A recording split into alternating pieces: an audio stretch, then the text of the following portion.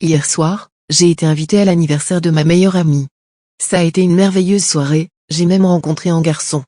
C'était quelqu'un de très réservé, mais à mesure que le temps passait, et l'alcool aidant, il s'est ouvert à moi. Il était tellement mignon. Nous nous sommes beaucoup rapprochés durant cette soirée. Au final, il m'a donné son numéro de portable. Je me souvenais de lui avoir promis que je l'appellerais le lendemain. Cette nuit, je composais donc son numéro. Assise dans mon lit, je l'entendais enfin décrocher.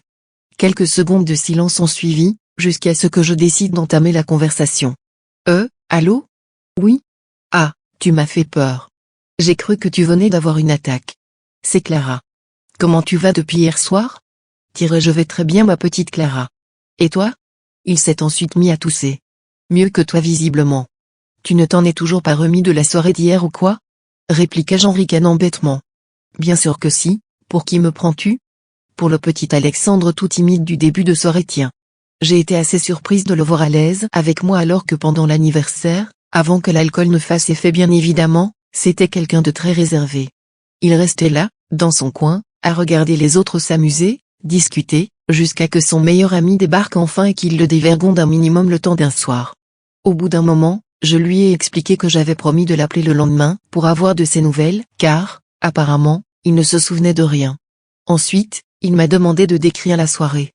Bah ouais, je devais sans doute être trop plein pour me souvenir de quoi que ce soit. Dit comme ça, c'est compréhensible. Eh bien, je dois dire qu'on s'est rapidement rapprochés l'un de l'autre, lui dis-je, toute souriante, en repensant à ces moments. Un courblon s'est installé le temps d'1 ou 2 secondes. Je l'entendais respirer fort. Ah oui? Répondit-il calmement. Qu'est-ce qu'on a fait tous les deux? Dis-moi tout. Je voulais jouer le jeu.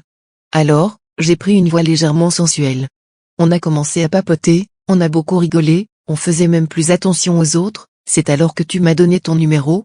Continue. Répliqua-t-il aussitôt d'un ton fortement curieux. Pendant toute la soirée, on s'est chuchoté des petites choses, nos visages se rapprochaient lentement, je te laisse imaginer la suite, je me suis rendu compte au tremblement de sa voix qu'il était de plus en plus agité. Je ne vous cache pas que moi aussi. Jamais je n'aurais pensé que cet appel aboutirait à de tels échanges, mais cela ne me déplaisait pas pour autant. Il m'a subitement demandé où j'habitais exactement.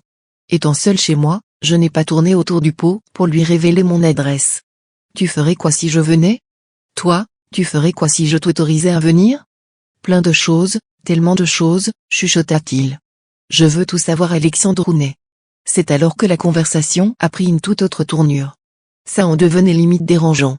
Je ne frapperai pas à ta porte, non, j'entrerai discrètement au moment où tu t'y attendras le moins. La maison sera vide de bruit. Seule une timide source de lumière provenant de la fenêtre de ta chambre m'amènera à toi. Je t'imagine déjà dans ton lit, en train de dormir sereinement.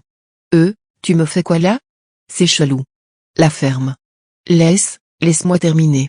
Il a pris une grande inspiration, puis a repris sans plus attendre.